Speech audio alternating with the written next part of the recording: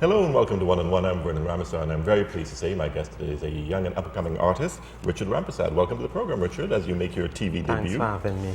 We had a little false start a while ago, so we'll try it one more time, as we Sure. say, in the business. First of all, let's give us a sense of how you got involved in the world of art. And I should mention that you're not just a painter or a ceramic person or a textile, you're everything. You do a wide range of artistic. Multidisciplinary. Yeah. How did you get involved in it initially? Okay, well, basically my passion for the arts, I really recognized it at around age 10, where I always had a fascination for color. And I always found the color and the huge emotional impact that resonates with color to be very visually engaging to me. I liked how color could be have different connotations depending on its culture. For example, in eastern parts of the world, white is the color of death, while in western world it's black. So all of these little stuff intrigue my fascination with color, and later on it lent itself to art. I could clearly remember playing with crayons, manipulating the crayons, crushing it, coloring with it, and then scraping just to see the different results that you could get, upon mixing So unlike these the colors. rest of us who just took the crayon and went, No, whatever, you wanted to yeah. experiment with the Yeah. actual color itself. Yes, because that always, intrigued my fascination. Later on, attending school and stuff, you'd be introduced to paints, and that was a huge step from the dry medium to something that's more wet, something more fluid.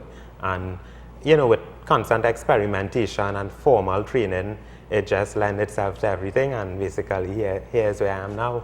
I pursued art at O-level, and then I attended UE, completed a degree, and practicing art at the moment. So it's not just a hobby for you. This is a really serious business for you. This is how you sort of express your soul, if you will. I hold art very near and dear to me, and it has become a part of my life. I think to drawing is as important as breathing to me right now. So I really hold it near and dear to me. It's something that allows me to find my home away from home then. And it's really like I can't see myself not doing it. Some people say they do this for whatever reason, and they chose this for whatever reason. I didn't choose art. I think art chose me. And So it's something of a calling for you then? I would call it that as well. It is a calling. Now, you mentioned that your fascination with color, and you contacted us for the interview over Facebook, and of course, Yes. that's a visual medium. You get to see some of the Right, pictures that you correct. have up. And you're very involved in Hinduism as well. Obviously, Yes, you're I Hindu. am. Which, as I looked at the pictures, before the interview, to get a sense of the interview, Yeah. I couldn't help but notice that the palette of some of your work is so closely reflected in some of the work in some of the Hindu temples, for example, and the Right. colors and the celebrations. Definitely my color scheme, my color palette has been inspired by my Hindu background, and it's very evident in my work. Not so much the subject matter, but the color choices. It is evident, and well, it's known by now to a lot of people that color plays a crucial role in Hinduism because of the different meanings and that type of thing. You use the pigments in in your worship and that type of thing. So it's there both ways. It's there in my spiritual life and my artistic making. In many ways, Pagwa is almost like turning human beings into artwork, isn't it? Exactly. It's like an art exhibition when you walk in a savannah and you're playing Pagwa. It's like performance art with pigments. Now, given that you felt this need to express yourself via art, Yeah. obviously how that translates itself in terms of what medium you choose or what type of artistic expression would have been something that you've been exploring, I guess, since you were younger, because you were working in so many different areas. Yeah, well, I work in several mediums, right? And it came as a result of self-experimentation as well as formal training that I got while at university.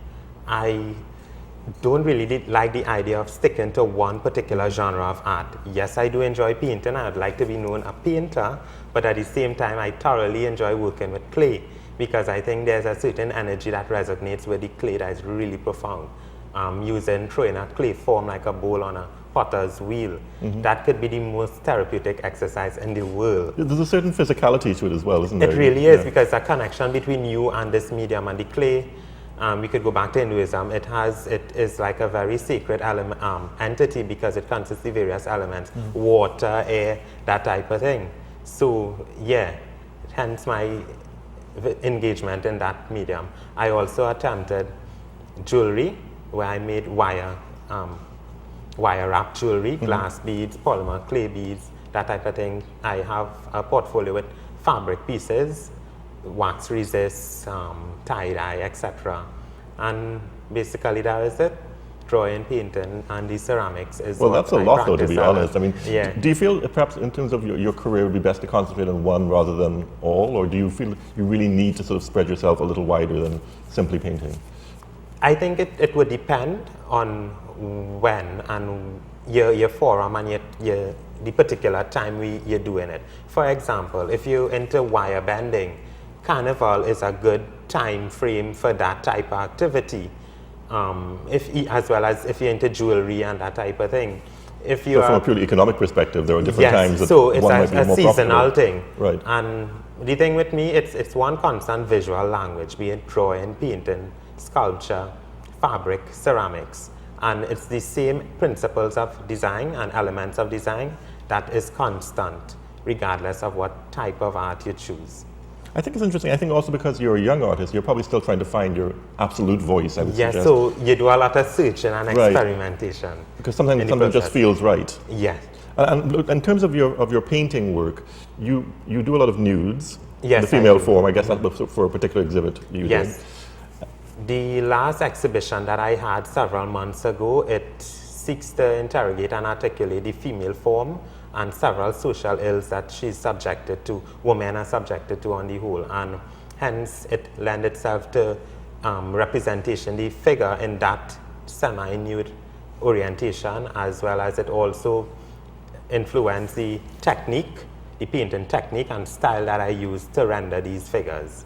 For example, those paintings that you saw was done by his finger painting technique. I didn't use a paintbrush. Really? And that, yeah, a lot of people was like, "You serious? What's so large?" Because the pieces are very I was going to say, monumental your in scale. very large scale works, yeah. Yeah, they are mural size. Yeah, and once again, it lends itself to the narrative, the whole big idea that I worked with and continue to work with in my recent body of work. The pieces, once again, was finger painted.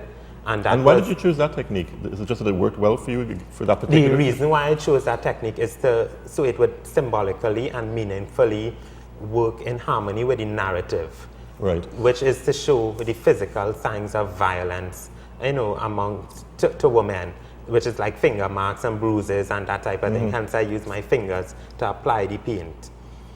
Apart from that, I use some other techniques in paint application known as splashing, that type of thing, that I use to show the whole idea of cleansing, wanting to cleanse themselves from these social ills and that type of thing. So the foreground of the painting was done with the finger painting, whilst the background was done via splashing and bleeding techniques. Once again, all of these techniques was incorporated to meaningfully and symbolically relate to the narrative. You know, you don't just do art for doing its sake.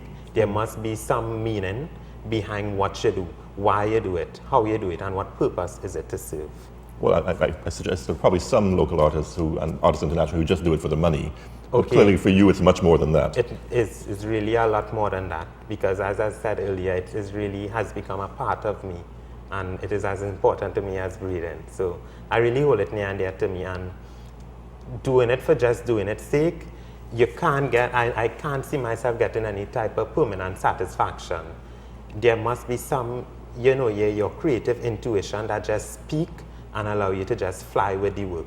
Sometimes while producing a painting, you just realize you get into this quote-unquote trance, and you just, you're zoning, you're into the painting, and it's like nothing else could come between that and distract you, and it's like just that space, you and the piece connecting. And I mean, that is a really good feeling to get, and that is when you're really clicking with the work, and your intuition speaking to you, and the thoughts and ideas are really manifesting onto the canvas. Now, your technique, would that have been things that you learned academically, or are these things that you developed through your own experimentation? It developed through experimentation. When in my art making, sometimes I do not like to stick too much to the books or the formal approaches that I was exposed to, because so many times you've seen these things has been done already. So I tend to just use my own creative intuition and let my fingers, let my brain do the talking. So a lot of the techniques and styles that I use in my work are heavily as a result of my creative thinking and experimentation. Now, the fact that you choose to work on a fairly monumental scale, Yeah. it must be more expensive because the is. artist friends that I know, they have to spend a fortune on materials and on canvases, and quite frequently have to bring them in from places like Israel and Yes. other parts of the world. You do have to bring in your stuff from like New York and that type of thing because you don't get large canvas. You get the longest width you might get is 60 inches, 65 inches, and the type of work I do is really huge.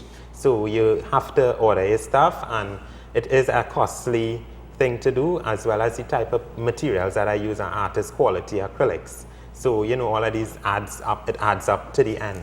So it is, but as I say, the thing with art making, the end result is always very refreshing. So it is well worth it. I must think that there must be challenges when you're doing a large piece as opposed to an average size piece or a miniature, for example, because you're trying to keep a perspective of the overall image, but it's right up in your face because you have to work at that kind of distance. Yeah. So, how do you manage to sort of keep a sense of the overall image that you're trying to create while working on that small scale as you paint? Okay, well, this is how it started with me. When I started to paint, it was an average size, like 14 by 17 inches canvas or paper. And it's only last 2 years, I would say, is when I decided to venture mural scale. Main reason for this is because of the visual impact you could get from it, one, as well as the freedom it allows. It allows for very fluid, constant hand movement, hand on the brush, and that is what I got fascinated with, the freedom to it. When I paint large scale, you don't really go too close up to the canvas because you could lose your sense of foreshortening and proportion. Right. What I do, you always have to keep stepping back to look at the composition as a whole, as opposed to just being close up and you seeing each element as a separate entity then. So it's a lot of back and forth you have to be doing to get the picture plane in harmony, to make things coherent and make things flow with one another. So I would be at a distance with hands. Well, I paint with fingers, not brushes. Right. And you apply the paint like that. So yeah, it's a lot of back and forth and that type of thing. And it's really the freedom that I enjoy working in a large scale. Do you have any sense that when you are creating a work that you're sort of following a tradition that so many great artists over the centuries and millennia have been involved in? Do you feel part of an artistic community? Well, there's an old saying, there's nothing new under the sun, right? The techniques and styles that I incorporate has been done already. There are a lot of finger painters, you have a lot of other painters who incorporate the splashing technique like Jackson Pollock, etc. Of course, famously, yeah. Yes. And yes, you have these styles and technique that has been up and around for some time, but it's really how you manipulate it and how you treat it. The female figure, that motif, that has been there since time immemorial. People, that Bosco Holder as the female figure, several other artists, Leroy Clark would do it in a more stylized or abstracted version. Jackie Hinkson. So we're talking about subject matter and styles that has been done, but what would make it different is how you manipulate it and how you treat it. So it would be type of like non-orthodox. It wouldn't be something that you see every day, that type of thing. And the interpretation is where the art actually comes in, doesn't it? Yes, it is. Because you're not a photographer, you're an artist. You're putting something of yourself into the work. Exactly. I always say my art is a true mirror to my mind. So whatever I think that can of be is read in several ways, True. depending on what you're painting. You seem to have a very good grasp of the human form as well in terms of being able to capture it, which I think is not always easy for a lot of artists. It could be a bit difficult, and I think to perfect that is years and still, because when you're talking about a human figure, you have to pay very close attention to proportion. That way, you would capture the correct and accurate essence of the figure, and that way, you prevent any sort of ambiguity, because once you get that happening, it throws off the whole visual impact you're trying to give. Do you have to use models when you're working? Or? Yes, I work with models so that it would assist with the proportion and foreshortening and that type of thing, but it would come with practice. I mean, I sketch a lot, right? While I was coming on my way here, I was sketching. You walk around with your sketchbook and you keep sketching and make it a part of you, and that way it would be so easy to create the form of the figure. Now, we have some examples of your work that I think we can probably bring up on the screen, and you can sort of talk us through them once you get them up on the screen there. I think it's like some examples of your ceramic work here. This piece, it was done using a slab of clay that I molded into the shape of a leaf, and then I glazed it using underglaze. It has an almost Georgia O'Keeffe kind of quality to it. Yes, it has, and I think the color is the reason as well, for that. Yeah. So that's one of your ceramic works. Yeah. Here's one of your large scale. Yeah, this is really large. This was done when I was in year 2 at the degree program. This is an abstract peacock feather, semi-abstract, and I tried to exaggerate form and color in this piece. But again, it shows, I think, in this piece, especially, how important color is to you as an artist. Yeah, that is evident in my work. Yeah. Yeah, it color just jumps out at you. Yeah. I think we can keep moving along. Here's another ceramic work here. Yeah, this is a vase. This was done by a mold where you pour slip is watered down clay, and you let it dry, soak in the mold for some time, and then you release it and you get your form. And to that, the piece was glazed.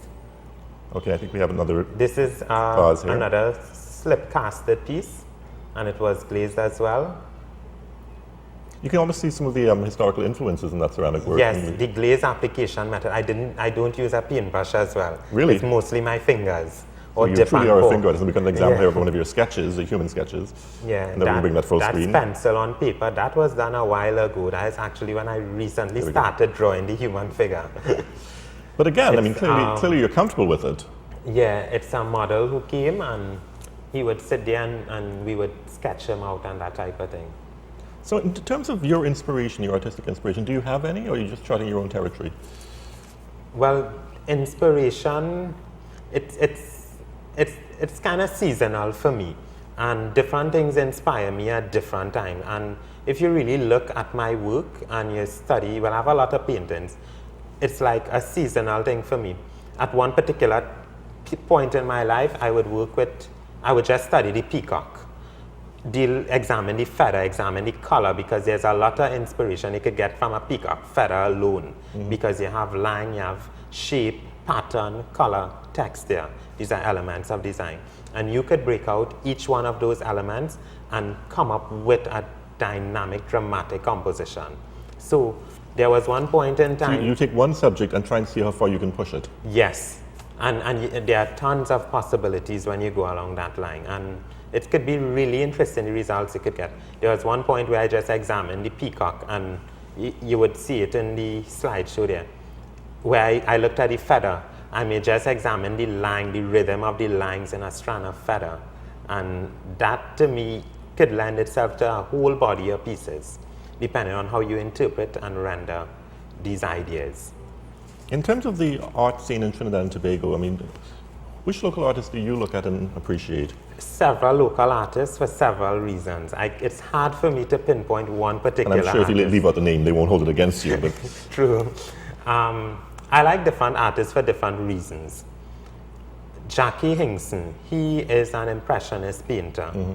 He does a lot of oils and watercolor, landscapes, sceneries, houses, seascapes. He also do people. I like the way he treats his subject matter and his play of light and shadow. To me, that is very effective. The way he handles the watercolor, I think that really captures me. I thoroughly like the way he treats his watercolor subjects. Leroy Clark, he has this speaking way, of color, of deconstructing his forms. And it's very interesting. It reminds me of Wilfredo Lam. He's a Cuban painter. I like Leroy Clark, how he deconstructs the forms and how he treats his composition. It's very effective. Several other artists. We have this guy, Christopher Cozier. He's a postmodern artist. His works are very conceptual, very minimal, that type of thing. Eddie Bowen as well. Eddie Bowen drawings are amazing. Who's been on the show a couple of times, yeah. Yes, I try not to miss any of his shows. I actually had the privilege to visit his studio at Sanssouci, and that was a very enlightening experience. So Eddie Bowen, Christopher Cozier, those are postmodernist artists. Their works are really strong, and I'm very, very inspired by the type of stuff that they do. I get the feeling that you're not especially attracted to the sort of more literalist interpretations of art that you see. The stuff that really sells very quickly in Trinidad and Tobago, which is, a house on a hill, right, a banana leaf, that kind You're of talking thing. about the pretty picture. Pretty pictures, yes. Okay, well, the thing with I call it shack art, there's a pretty shack on a hill. Oh, yeah, where you do see a lot of that in the art Because apparently it spectacle. sells. Yeah. It sells a lot, but the way I look at it is like this. If I want a photorealistic picture, I'll just take a picture of it. I think the art should transcend beyond that, and it should speak more to me. And so I usually stay away from the realism and delve a little more into the expressionism, abstraction, that type of thing. Because if you've got something on your wall and you have to live with it for years, it should present you a different story every time you watch it. Every time I look at it, I should see something else. The whole conceptual discourse that fuel the piece, it should be engaging to me. So as opposed to, okay, I wake up every morning, I'm seeing a bowl of fruits. Still life with fruits, I respect it. I think it's really interesting. Sometimes and perhaps it's good for technique in terms of sometimes it could be technique. a lot of dedication and technical training that went into it to get the realist aspect of it. But personally, my aesthetic would be something a bit more abstracted, something a bit more conceptual that has a really philosophical and deep narrative that goes with it. So like the difference between Twilight and War and Peace. Exactly. A good contrast you made there. In terms of where you see yourself going, is it possible to make a living as an artist in Trinidad and Tobago? As in anything, it's a lot of work. And I always think you have to start somewhere. Someone once told me, the sky is the limit, but this is me, there is no limit. So basically, regardless of what the circumstances, you really have to fight it and fight hard, right? To make a living with it, I would say at this point, if you're not an established artist, it will be a bit hard. So perhaps you may have to find other avenues to source your income, because art takes out a lot from you when you're producing. But to say you're doing art full-time by itself, it would be a bit difficult.